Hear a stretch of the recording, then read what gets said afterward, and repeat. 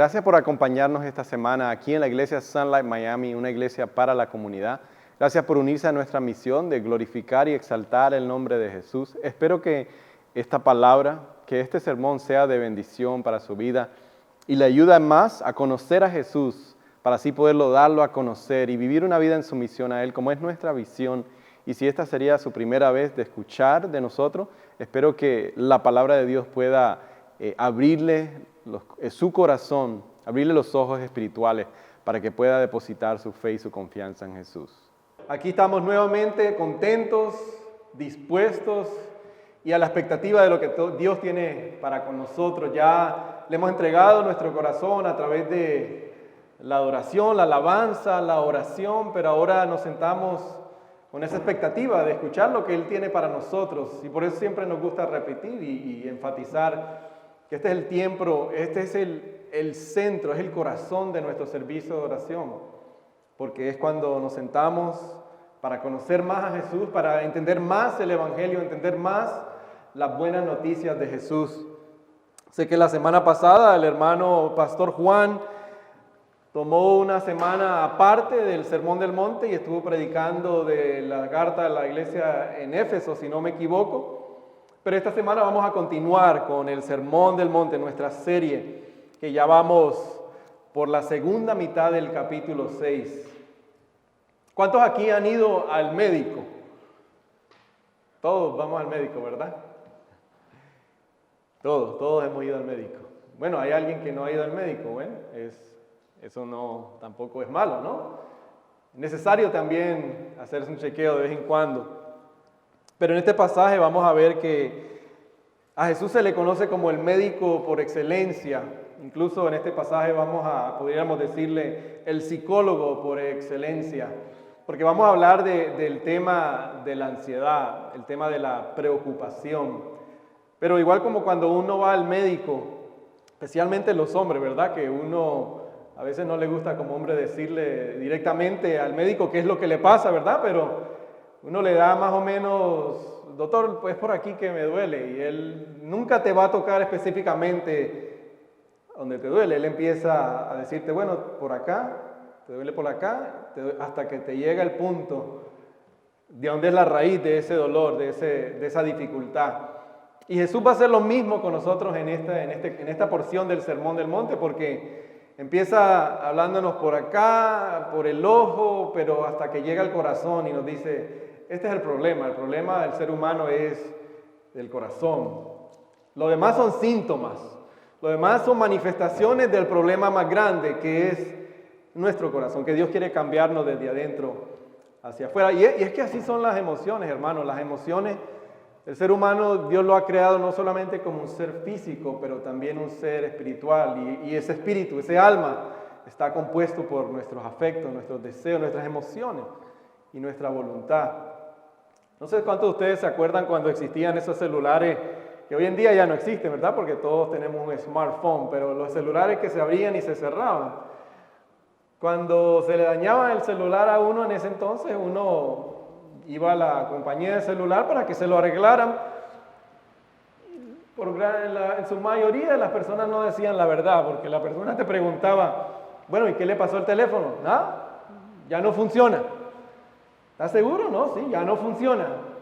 Pero ¿qué es lo que sabían las compañías de celulares? Que cuando ellos lo abrían, había un pedacito así blanco que si se había mojado, eso cambiaba de color. Aunque aparentemente por fuera estaba bien, estaba impecable, el problema estaba adentro y era que le había entrado agua.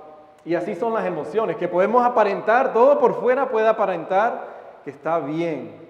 Estamos bien vestidos, estamos bien pelados, tenemos las uñas, pero por dentro hay un problema y puede ser que nos estemos pudriendo, adormeciendo nuestro corazón. Y eso es lo que Jesús quiere hablarnos en en este pasaje.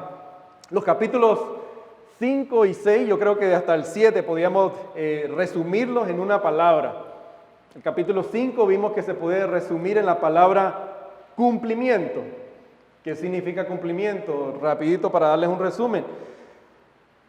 Jesús dice en el capítulo 5, versículo 20, que Él ha venido a cumplir toda la ley y los profetas. Pero uno se pregunta, bueno, ¿qué significa eso? Y lo que hemos podido entender es que esa justicia que solamente Él la pudo cumplir a través de su vida perfecta en nuestro lugar, es la cual nosotros estamos llamados a tener sed y hambre por buscar esa justicia ajena.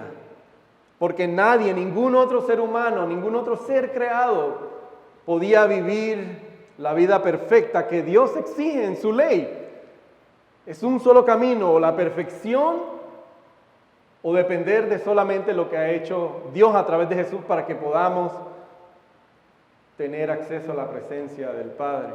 Y por tanto, pues, si hemos aceptado, si hemos recibido, si dependemos de esa justicia ajena, lo que vimos en la primera parte del capítulo 6, entonces, cuando yo sé que ya soy aceptado delante del Padre, soy aceptado, afirmado incondicionalmente, solamente por lo que el Hijo, Dios el Hijo ha podido hacer por mí. Entonces no tengo que aparentar, no tengo que tratar de ganarme su favor aparentando. Es lo que Jesús llamaba hipocresía. No tengo que aparentar ser mejor de lo que soy.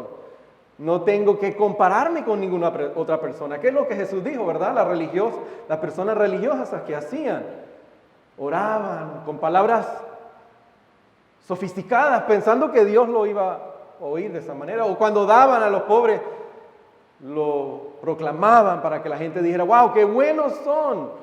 Como decir, papá, papi, mira lo que estoy haciendo, mira, acéptame. Pero él dijo, no, el conocimiento de Dios como un padre, el remedio para la hipocresía. Fue lo que nos dijo la primera parte del capítulo 6. Pero ahora ese mismo conocimiento de Dios como el Padre, es lo que dice Jesús en este pasaje, es el remedio, no a corto plazo, pero a largo plazo, para la preocupación, para la ansiedad y para la depresión.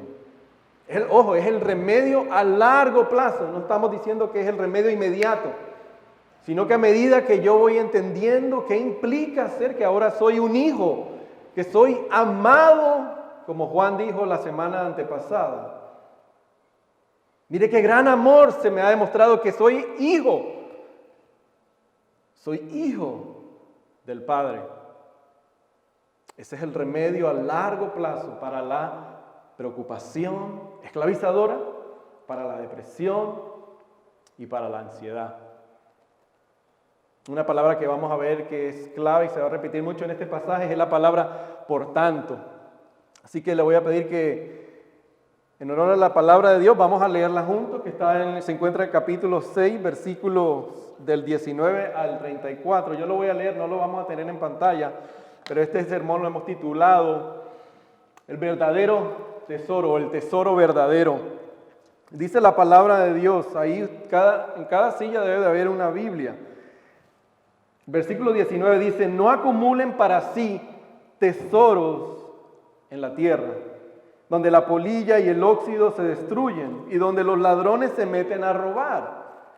Más bien acumulen para sí tesoros en el cielo, donde ni la polilla ni el óxido carcomen ni los ladrones se meten a robar, porque donde esté tu tesoro, allí estará también tu corazón. El ojo es la lámpara del cuerpo, por tanto, si tu visión es clara, todo tu ser disfrutará de la luz. Pero si tu visión está nublada, todo tu ser estará en oscuridad. Si la luz que hay en ti es oscuridad, qué densa será esa oscuridad. Ojo, nadie puede servir a dos señores, pues menospreciará a uno y amará al otro, o querrá mucho a uno y despreciará al otro. No se puede servir a la vez a Dios y a las riquezas o los tesoros terrenales. Por eso les digo, no se preocupen por su vida, qué comerán o beberán, ni su cuerpo, cómo se vestirán. ¿No tiene la vida más valor que la comida y el cuerpo más que la ropa? Fíjense en las aves del cielo, no siembran, ni cosechan, ni almacenan en graneros. Sin embargo, el Padre Celestial les alimenta. ¿No valen ustedes mucho más que ellas? ¿Quién de ustedes, por mucho que se preocupe, puede añadir una sola hora al curso de su vida? ¿Y por qué se preocupan por la ropa? Observen cómo crecen los lirios del campo, no trabajan ni hilan. Sin embargo, les digo que ni siquiera Salomón con todo su esplendor se vestía como uno de ellos. Si así viste Dios la hierba que hoy está en el campo y mañana es arrojada al horno, ¿no hará mucho más por ustedes, gente de poca fe? Así que no se preocupen otra vez diciendo, ¿qué comeremos? ¿O qué beberemos? ¿O con qué nos vestiremos? Porque los paganos andan tras todas estas cosas y su Padre, tu Padre Celestial, sabe que ustedes las necesitan. Más bien busquen primero el reino de Dios y su justicia, y todas estas cosas, todas, les serán añadidas. Nuevamente, por lo tanto, no se angustien por el mañana, el cual tendrá sus propios afanes. Cada día tiene ya sus propios problemas. Esta es palabra de Dios. Amado Dios, te alabamos, pedimos que ahora tú, Padre, seas el que hables a través de este siervo inútil. Que tu palabra, Señor, hoy nos anime, nos reconforte. Oh Padre, yo te pido que tu Espíritu Santo me dé el discernimiento y la prudencia, no para añadir, oh Dios, más tristeza, ni más dolor, ni más carga para cualquiera que nos esté escuchando y esté aquí presente, que esté luchando con la preocupación, con la ansiedad. Ese no es mi deseo, Señor, no añadir más dolor, sino al contrario, traer esperanza. La esperanza que nos da el Evangelio de Jesús para nuestra lucha, para nuestra dificultad. Que tú seas glorificado y exaltado. En el nombre de Jesús te lo pedimos todo. Amén. Y amén. No sé si alguno de ustedes conoce a este personaje que se llama Howard Hughes, pero Howard Hughes fue un gran empresario que incursionó en el petróleo y en el entretenimiento y también en la industria de la aviación. Interesante lo que pude encontrar sobre este personaje. Dice que estas actividades del petróleo, la aviación y el entretenimiento le permitieron a este personaje ganar miles y millones de dólares. Y uno pensaría, bueno, esta persona como él, pues viviría tranquilo, una persona en la playa, en la piscina, con su piña colada, sus margaritas, ahí sentado junto a la piscina o a la playa. Pero nos damos cuenta que la historia de Howard Hughes dice que no fue así. Dice que durante los últimos 25 años de su vida, Howard Hughes fue el ejemplo de la preocupación y de la ansiedad, abrumado por un temor infundado que la gente lo quería atrapar, que la gente estaba solamente para burlarse de él. Dice que pasó las últimas décadas de su vida viviendo en un hotel y dice que alquilaba todo el piso de ese hotel solamente para no encontrarse con las personas, simplemente para huir de las personas. E incluso dice que si se tenía que comunicar a alguien con él, le daban instrucciones específicas porque él era supremamente nervioso y no quería contaminarse de nada. Incluso dice que llegó un momento que si él salía de ese hotel, dice que le pedía al conductor que tenía que ir por caminos lisos y no podría ir más de 35 millas por hora. Y si iba a cruzar por las vías del tren o por alguna parte de la carretera, tenía que ir a 2 millas por hora. Tenía miedo de sufrir un accidente. El modelo, la imagen de la preocupación, de la ansiedad. Pero para un hombre que aparentemente lo tenía todo, la preocupación y la ansiedad dominaba su vida. Y la paradoja de este ser humano, de este personaje, era que en cuanto más éxito obtenía, más dinero acumulaba, más preocupación y más ansiedad llenaba su alma.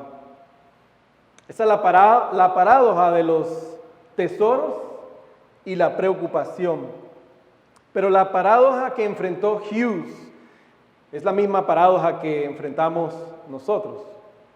Los tesoros terrenales no eliminan la preocupación ni la ansiedad.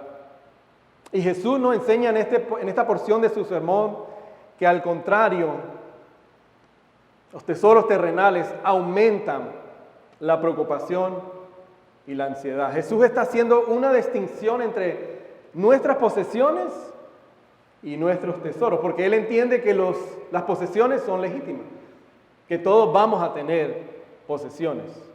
Pero Él quiere que entendamos que hay una distinción entre lo que son nuestras posesiones y que es que nos controlen nuestras posesiones, al contrario de que es utilizar todos los recursos, todos los medios que Dios nos ha dado, pero para administrarlos para su gloria y para su reino. Por eso dice el pasaje que nadie puede servir a dos siervos. Ese vocabulario es lenguaje de adoración. Nadie puede servir o a Dios y a la misma vez ser dominado por sus posesiones. Es la distinción que Jesús quiere que veamos. No es que es malo tener las posesiones. Lo que es malo es dejar que esas posesiones se conviertan en nuestros tesoros terrenales y entonces aumenta la preocupación y la ansiedad. Por lo tanto, Jesús entiende que las posesiones sí son legítimas, pero no podemos verlas, no debemos verlas como lo último. Pero ¿cuáles son las mentiras más grandes que podemos pensar como seres humanos? Y es lo que nos lleva a entender este pasaje, que si solamente pudiera, esa frase que tanto se escucha, si solamente pudiera tener el auto de mis sueños, si solamente pudiera tener ese trabajo, si solamente pudiera tener la familia ideal, sería entonces dichoso, sería feliz, como dice la bienaventuranza, ¿verdad? Como hemos visto la diferencia. Si solamente pudiera tener todo el dinero, si solamente mi vida estuviera libre de problemas, entonces sí sería feliz. Pero de hecho dicen los psicólogos que nuestros cerebros tienden a predecir mal lo que realmente nos hace feliz. Los psicólogos, la ciencia dice que nuestros cerebros tienden a predecir mal lo que realmente nos trae felicidad. Por eso si usted le pregunta nuevamente, como hemos dicho, ¿tú eres una persona bendecida? Sí. ¿Y qué es indicativo de que eres feliz? Porque tengo mucho dinero, tengo muchas posesiones. Pero el Sermón del Monte nos ha enseñado que es contracultural, es aquellos que son pobres en espíritu, porque ellos heredarán el reino de los cielos. Pero mire lo que dicen los psicólogos. A veces nosotros asumimos que si logramos ciertas cosas en nuestra vida, encontraremos entonces la felicidad. Sean Aker, que es un psicólogo de la Universidad de Harvard, él observa de que esta perspectiva de que si solo pudiera, no puede ser probado por la ciencia. Porque dice que el cerebro del ser humano, cada vez que experimenta un éxito, en el cerebro se mueven las metas de cómo se vuelve a ver el éxito. Por eso cuando tengo algo, digo, si cuando tenga esto, seré feliz, pero cuando lo tengo, entonces la meta se hace un poco más larga, entonces tengo que tener otra cosa, tengo que tener otra, y tengo que alcanzar otra. Y entonces viene la ansiedad, la preocupación, porque entre más tenemos, más ansiedad, más preocupación. Pero no es solamente las cosas materiales, porque Jesús, aunque dice lo físico, que es comer y vestirse, pero también son las preocupaciones, las ansiedades que nos causan las relaciones el uno con el otro. Pero la iglesia, ¿sabe qué es lo que tenemos que entender de este pasaje? Es que no hay felicidad, no hay gozo duradero en los tesoros terrenales. No hay gozo duradero, no hay felicidad duradera en los tesoros terrenales. Los necesitamos, es obvio, todos los necesitamos. Las posesiones las vamos a tener, pero nunca vamos a poder encontrar gozo que perdura en las cosas terrenales. Porque si consideramos nuestras posesiones como lo último, entonces hemos reemplazado la naturaleza del tesoro que sí es perdurable. Y eso es una receta para la ansiedad y para la preocupación que nos esclaviza. Creamos ansiedad porque nuestro tesoro está en el almacén equivocado, es lo que Jesús dice. Porque donde está tu tesoro, ahí está también tu corazón. La felicidad, la plenitud, la paz, el contentamiento solo la encontramos en una relación con Dios a través de Jesús. Note el contexto de este pasaje. Jesús nos dice que no nos preocupemos. El versículo 22 dice: por eso les digo, no se preocupen por su vida, qué comerán o beberán, ni por su cuerpo, cómo se vestirán. ¿No tiene la vida más valor que la comida y el cuerpo más que la ropa? Pero Jesús dice esto inmediatamente de decirnos que no busquemos tesoros terrenales. En el versículo 19, ahora la pregunta es: ¿por qué Jesús sigue una lección sobre el materialismo con una lección sobre no preocuparse? Porque Jesús entiende que entre más uno tiene, hay una tendencia a preocuparse. El materialismo entonces genera preocupación. Al reflexionar su vida, Henry Ford, ese personaje que está ahí, es el famoso que, si ustedes tienen un carro Ford, ese es él. Él es el famoso creador de los carros Ford. Pero mire lo que él dice al reflexionar sobre su vida. Dice: antes de llegar todo el dinero y la fama, el magnate decía, era más feliz cuando hacía el trabajo de un mecánico. El multimillonario W.H. Vanderbilt dijo una vez: el cuidado de 200 millones es suficiente para matar a cualquiera. Dice: no hay placer en ello. El multimillonario Andrew Carnegie observó una vez que el millonario rara vez sonríe. Eso es extra bíblico. Pero ¿qué dice la Biblia? Mire lo que dice Salomón en Eclesiastés capítulo 2, versículo 8 al 11. Dice: amontoné oro y plata y tesoros que fueron de reyes y de provincia. Me hice de cantores y cantoras. Disfruté de los deleites de los hombres. Formé mi propio harem. Me engrandecí en gran manera, más que todos los que me predecieron en Jerusalén. Además, la sabiduría permanecía conmigo. Ojo lo que dice el versículo 10. No les negué a mis ojos ningún deseo, ni prevé a mi corazón de placer alguno. Mi corazón disfrutó de todos mis afanes.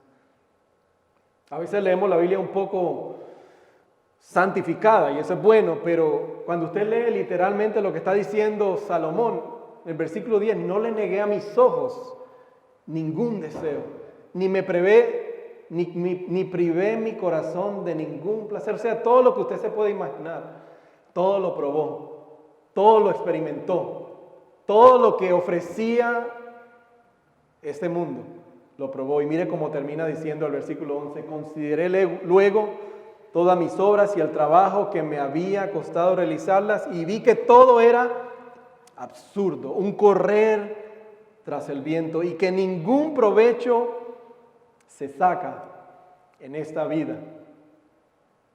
No podemos encontrar felicidad duradera en los tesoros terrenales. Amén. Las cosas, los tesoros terrenales, las personas, las relaciones no eliminan la preocupación, solo sirven al contrario para realzarlo. Y en esto radica la gran paradoja de los estadounidenses. Usted sabe que se nos considera aquí los Estados Unidos una de las naciones más ricas del mundo. Una de las naciones más ricas del mundo, del planeta. Pero a la misma vez las cuestiones como la preocupación, la ansiedad, la depresión van en aumento cada vez más y más y más. Y dentro de la iglesia, déjeme decirle, dentro de la iglesia. Considere estas estadísticas que encontré, no sé si quiere aceptarlas o no, pero las encontré en Google. Dice, el 33% de los estadounidenses sufrirán agotamiento laboral durante su vida. El 70% de los estadounidenses se sentirán insatisfechos con su trabajo. debido al estrés en algún momento de su vida. El 73% de los estadounidenses se preocupan específicamente por el dinero. Por el dinero. No sé usted, hermano, pero yo a veces anhelo esos días más simples de mi vida. Cuando Lourdes y yo nos casamos, le alquilamos una habitación en la casa de mis padres, si eso se le puede llamar alquilar porque no le dábamos mucho. Pero cuando pienso en esos días, no teníamos prácticamente preocupaciones. Ahora 24 años más tarde y 3 hijos, un lugar donde vivir, automóviles, me preocupo más, tengo más preocupación. Y compartirle ahí con ustedes algunas cosas que me preocupan hoy en día. Algunas pueden sonarles como tontería, pero me preocupa la educación de mis hijos. Me preocupa de que mis padres no se contraen con el COVID. Me preocupa mi hija mayor, que se casó y lleva 4 meses casada y ya está viendo lo que es estar casada. 2 pecadores viviendo juntos. Me preocupa la preparación de los sermones semanal, cada semana. Tengo un miedo profundo a no fracasar. Me preocupa la iglesia. ¿Por qué hay personas que no quieren ser discipuladas? Me preocupan los matrimonios de la iglesia. Me preocupa la sociedad. Me preocupa el COVID. Me preocupa la paz en mi país, la falta de paz. Me preocupan los países como Cuba, como Centroamérica. ¿Qué te preocupa en estos momentos? Tal si nos hacemos esa pregunta. ¿Qué es lo que ahora en estos momentos divide tu atención de las cosas celestiales a las cosas terrenales? Bueno, para reflexionar, ¿qué es lo que me preocupa? Porque no cabe duda que en este lado de la eternidad todos vamos a tener preocupaciones. Tenemos preocupación. Por eso Jesús alude a eso, porque es una realidad. ¿Qué te preocupa en estos momentos? ¿Qué te está quitando el sueño? ¿Qué te quita el apetito? ¿Qué te quita la energía? En versículo 21 me gusta lo que dice el autor y pastor Paul Tripp. Dice el versículo 21, porque donde esté tu tesoro, allí estará también tu corazón. Miren lo que dice él, porque él lo resume perfectamente. Dice, Jesús equipara nuestro tesoro con nuestro corazón. ¿Se acuerda lo que le dije del doctor? Empieza los síntomas, pero él empieza ahora entonces a hablar de nuestro corazón. Dice, podría ser que luchas con las cosas materiales porque te has quedado en el asombro del recuerdo y evitaste que eso te llevara al asombro de la adoración. Hay evidencia en tu vida de que estás buscando una vida donde nunca la encontrarás. Aquí está la conclusión. Cuando el asombro por la creación, por lo creado, reemplaza el asombro por el creador, nos controlan las cosas materiales. El conocimiento teológico nunca te ayudará porque en el nivel más profundo de la motivación de tu corazón ha tenido un lugar, un intercambio mortal. ¿Y cómo ha sucedido? Porque sigues corriendo tras el mundo creado, esperando que sea tu propio Salvador. Así que miras tus posiciones o tu matrimonio o tu trabajo, el próximo lugar o la próxima experiencia para darte vida, pero nunca lo hace. Siempre te quedas vacío.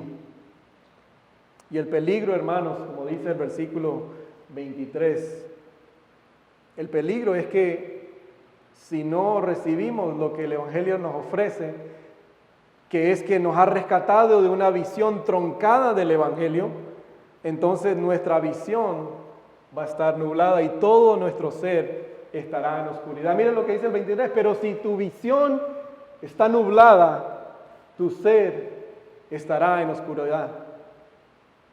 Imagínense que el ojo para el ser humano es como una lámpara para su cuarto oscuro.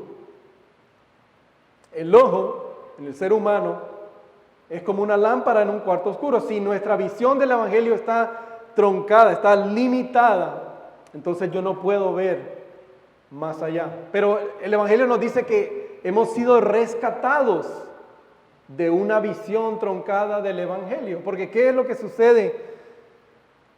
¿Qué es lo que sucede cuando mi visión del Evangelio está truncada? Es que no puedo ver más allá de lo que me está causando la preocupación. No puedo ver más allá de lo que me está causando la ansiedad.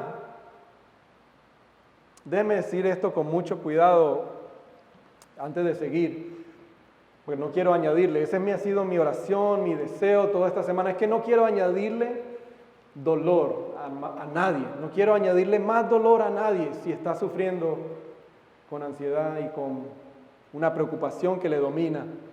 Porque hay muchas personas que nos escuchan y mi deseo no es añadirle más dolor ni más carga. Al contrario, lo que yo quiero es que a través del Evangelio podamos ver la esperanza que podemos tener a largo plazo. Y escuchen esto con cuidado, y lo digo con mucha prudencia. Si nuestra ansiedad no es causada por un trastorno químico, entonces poner químicos en nuestro cuerpo no va a ser la cura. ¿Me hago entender? Si nuestra ansiedad no es causada por un trastorno químico en nuestro cerebro, el añadirle químicos a nuestro cuerpo, medicina, no la va a curar. Y lo digo con mucho cuidado, porque esa es la solución a corto plazo.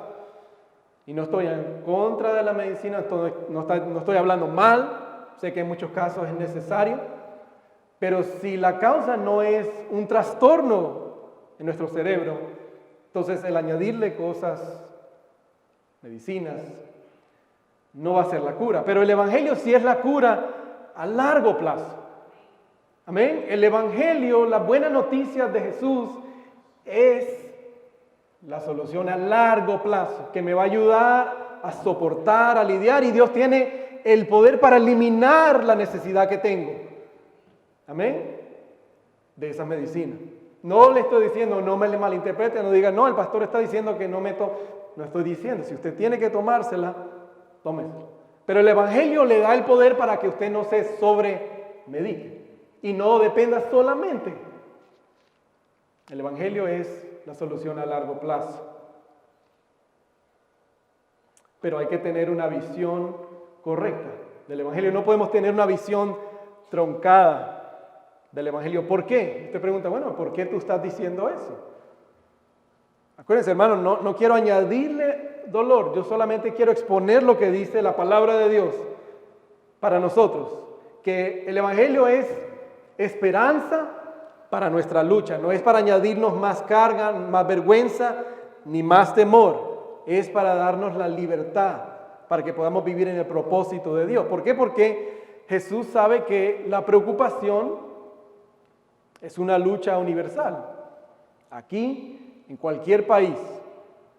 Por lo tanto, en este pasaje, en el idioma original, que es el griego, Jesús nos dice enfáticamente 3 veces, versículo 25, versículo 31, versículo 34. Por lo tanto, se convierte en un mandamiento. Igual como dice, no mentirás, no adulterarás, no te harás otro Dios, no usarás el nombre del Señor tu Dios en vano.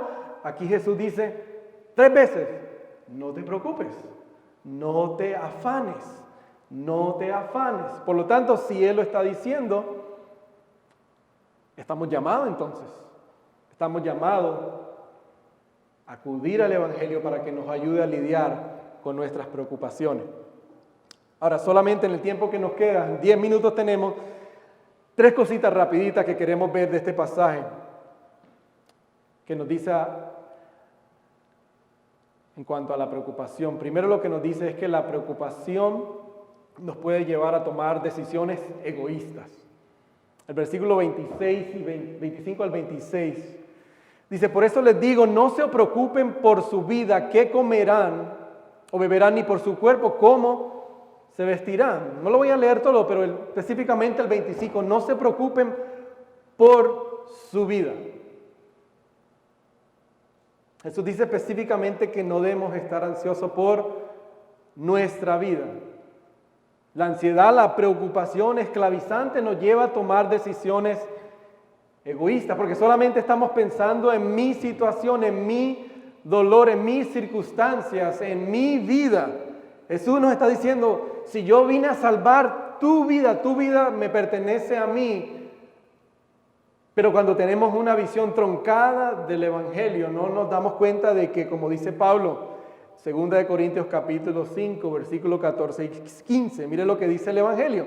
El amor de Cristo nos obliga porque estamos convencidos de que uno murió por todos y por consiguiente todos murieron. Él murió por todos para que los que viven ya no vivan para sí, sino para el que murió por ellos y fue resucitado.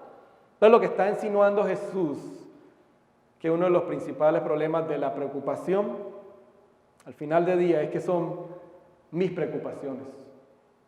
Son todos mis deseos, está centrado, mis anhelos está centrado en mí.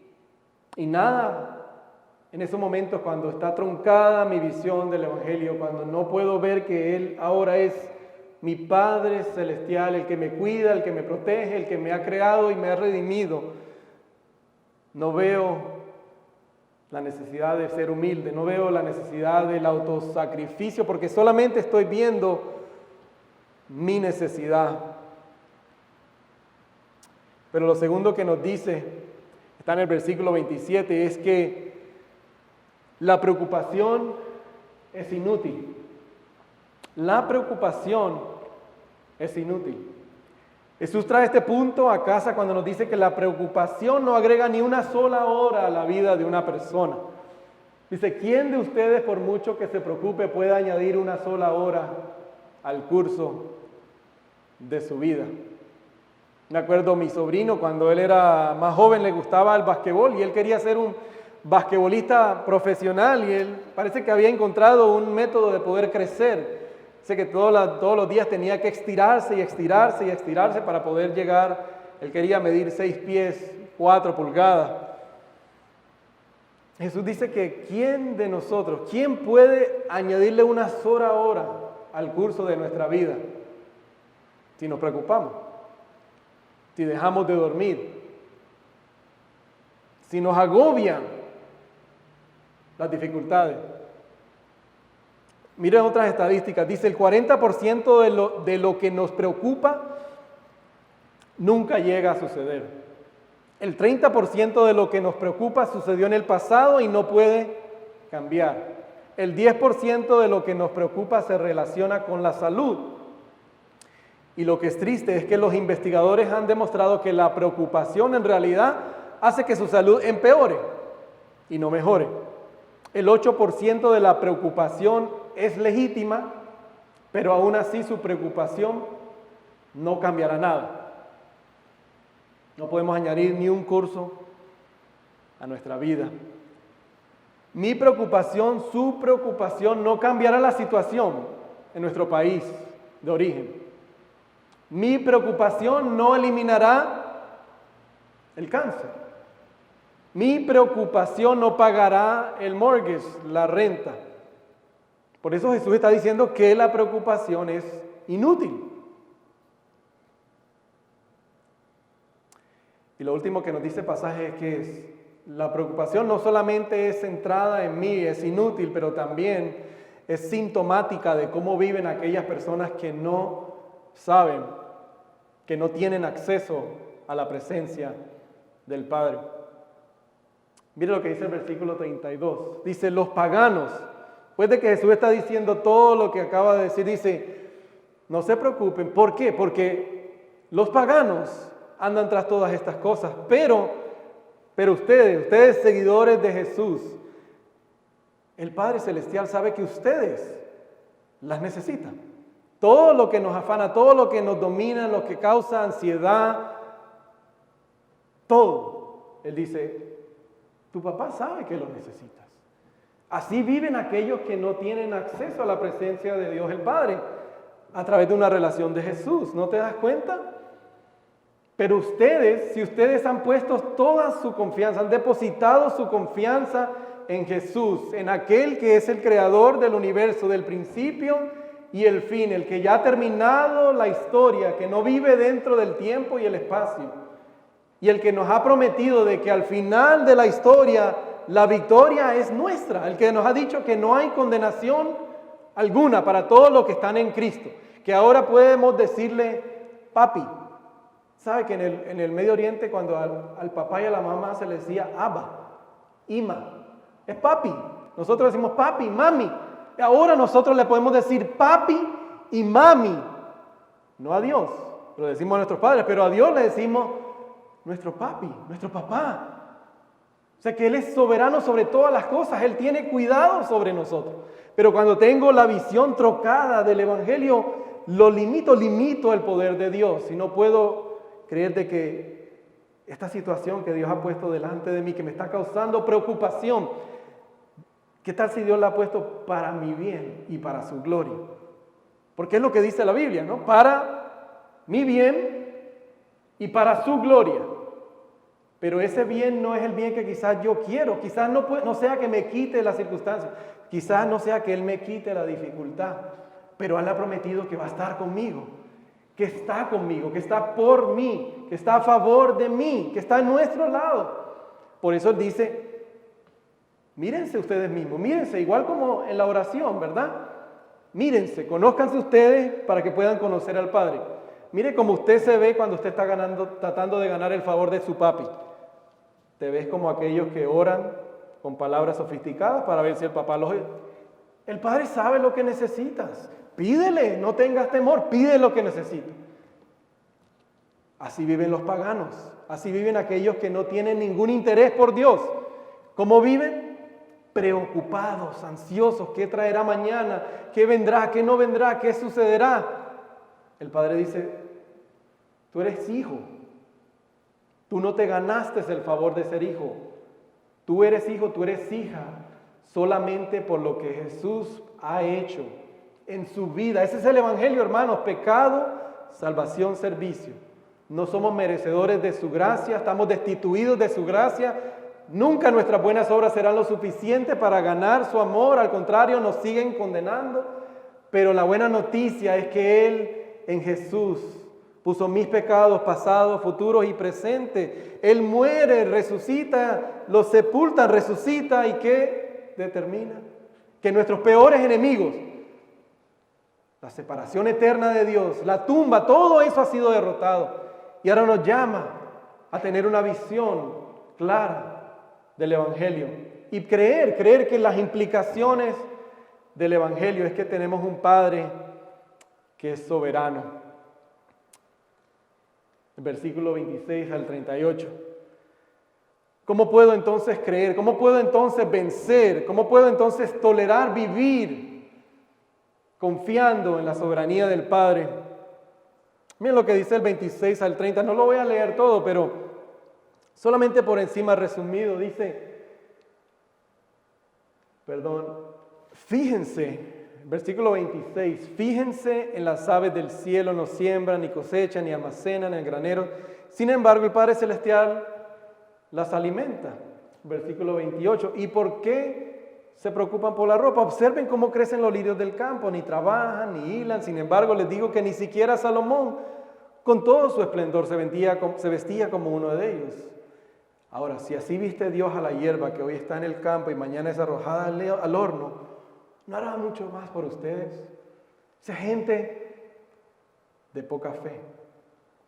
Aquí Jesús emplea lo que se conoce como un argumento fortiori, un argumento que se mueve de menos a mayor. Jesús comienza con el menor cuando dice, nuestro Padre Celestial se ocupa de los pájaros y la huerta. Después y la hierba pasa al mayor y dice que nuestro Padre Celestial nos cuida. Si nuestro Padre Celestial cuida de su creación soberanamente, Él es el creador de todo lo que existe. Y tú y yo tenemos más valor que toda la creación. ¿Cómo no va a cuidar de nosotros? Y no está diciendo que gente de poca fe que tenemos que esforzarnos y fuertemente creer. Dice, no. Poca fe, es decir, no has entendido, no has creído que el Evangelio te demuestra que Él te ha presentado a Dios como tu Padre, que te ama, que te cuida, que se preocupa por ti, que sabe tu situación, que esta circunstancia no lo ha sorprendido a Dios, que la pérdida de horas en tu trabajo, que el conflicto en tu matrimonio, que la falta de paz en nuestro país de origen, eso a Dios no lo ha cogido de sorpresa. ¿Qué niño se preocupa por si su papá va a pagar o no el mortgage? Mateo, Jeremías, los niños que tenemos por aquí, piensen en eso, si en un momento ellos se sientan con su papá. Jeremías, Jay, que es el más pequeño, que se siente con su papá y su mamá y le diga: papá, a ver, ¿cómo vamos a pagar la renta este mes? Ellos no se preocupan por eso, porque ellos saben, ellos en su mente por instinto, papá y mamá se van a encargar de esto. Y esa es la metáfora que Jesús utiliza. Si tú eres hijo, si tú eres hija, y el Padre Celestial, que es tu Abba, cuida de la creación, las temporadas, todos los años, invierno, primavera, enero, verano, nunca cambia. ¿Y por qué sucede? Porque el Padre Celestial así lo dispone. Y si Él hace eso, no va a cuidar de ti, no te va a proveer lo que ha prometido, no te dará lo que tú necesitas. Y vamos terminando con el versículo 33, que nos dice: más bien, busquen primeramente el reino de Dios y su justicia, y todas estas cosas serán añadidas. En 2016, cuando mi familia y yo tomamos la decisión de aceptar una oferta para recibir una capacitación más formal en la ciudad de Atlanta, después de servir 15 años en una iglesia local como ancianos, como diaconisa, tomamos esta oferta de mudarnos para allá y tendríamos que reunir $50,000 de nuestro propio apoyo. Y cuando las cosas estaban especialmente apretadas, Lourdes y yo nos reuníamos en la mesa con los niños y teníamos momentos de oración, literalmente rogándole a Dios que nos proveyera. Y una cosa aprendimos es que Dios es fiel. Dios es fiel. Amén. A pesar de nosotros, aprendimos a no sentirnos abrumados por la preocupación. No es que pensábamos, hablábamos, pero no dejamos que la preocupación nos esclavizara. Tampoco es lo opuesto de decir que no tenemos ningún tipo de emoción, porque Jesús entonces se va a contradecir, porque Él dice que bienaventurados son los que lloran, los que ven su propio pecado y lloran, ven la situación a su alrededor y lloran porque saben que el pecado ha afectado, porque no hay paz en el mundo, y lloramos, anhelamos que eso no suceda. Y Él dice, ellos van a ser consolados. Entonces no es el extremo decir, no, a mí todo me resbala. No, somos emocionales también. Y Dios no le tiene miedo a nuestras emociones. Pero el Evangelio nos llama a no dejar que las preocupaciones nos esclavicen. Dice, primeramente busca el reino de Dios. ¿Cómo no podemos preocuparnos? ¿Qué significa buscar primero el reino de Dios? A veces uno lee eso y dice, bueno, ¿qué es buscar primero? ¿Es venir a la iglesia? No, Jesús lo que está diciendo es, yo he venido a inaugurar el reino de Dios. Que en el Edén, Adán y Eva estaban llamados a demostrar su gloria, su presencia en toda la creación, pero el pecado entró y eso fue corrompido. Pero Dios prometió que a través de la simiente de la mujer enviaría a la simiente que aplastaría la cabeza del enemigo, aunque él le mordiera el calcañar. Pero Jesús vino, Él es esa simiente. Inauguró su reino, pero dijo que un día va a regresar y va a consumir ese reino. Él dice, entonces, ese reino a través de tu vida, a través de tu matrimonio, en tu hogar, en tu familia, en tu escuela, busca que el reino de Dios se extienda, que la gente pueda ver la gloria de Dios, que a través de tu vida puedan ver que Él es Rey, no que las posesiones, que son legítimas y necesarias, pero que no sean tus dioses, pero que Él sea tu Dios. Esa es la vida bendecida, esa es la buena vida. Esas son las bienaventuranzas, dichosos aquellos que buscan el reino de Dios. Y entonces la promesa es que todas las cosas serán añadidas. Todo lo que tú necesitas, tu Padre lo sabe. Antes de que tú se lo pidas, tu Padre lo sabe. No sé si ustedes han visto, ya aquí terminamos, prometo, una película de muñequitos que se llama Soul, se llama Alma. Interesante, tiene muchas enseñanzas cuando uno la ve a través del lente del Evangelio, pero hay una escena en la película que el hombre, el personaje principal, él toda su vida quería tocar el piano con una persona famosa, y el día que le dan la oportunidad de tocar el piano, va tan feliz, tan alegre, que se va y se cae por una alcantarilla y muere. Y se presenta delante de lo que dicen las personas que no creen en la eternidad, que es un túnel oscuro. Y todo el mundo va hacia allá. Las semanas que vienen vamos a ver que prácticamente solo hay dos caminos y Jesús nos va a enseñar. Y es lo que está tratando de dejarnos ver más y más. Hay dos caminos. Hay el camino que lleva a la destrucción, y dice que muchos van por ahí. Es lo que dice la película, todos iban así. Iban hacia la perdición. Pero el otro camino dice que es estrecho y pocos lo encuentran, dice. Es más, Jesús tiene que venir y llevarnos y meternos en ese camino. Quiero darle las gracias nuevamente por acompañarnos a través de este tiempo en estudiar su palabra, y mi deseo y mi oración es que no solamente haya sido adquirir más información, pero que la palabra de Dios pueda haber transformado sus afectos, que incline más su corazón hacia Dios, y que aparte de ser conocimiento también afecte su vida. Y si de tal manera así ha sido, le vamos a pedir que se conecte con nosotros a través de nuestra página en sunlightchurch.com, en nuestras diferentes plataformas sociales. Puede dejarnos un comentario si ha consagrado su vida al Señor, si ha entregado su vida al Señor. Déjenos saber esta semana para aplicar el sermón. ¿Qué tal si a una persona podemos compartir este tiempo de la palabra? Usted no se imagina el poder que puede tener el solamente compartir con una persona. Así que le voy a animar, le voy a desafiar, y espero que la palabra de Dios haya edificado su vida.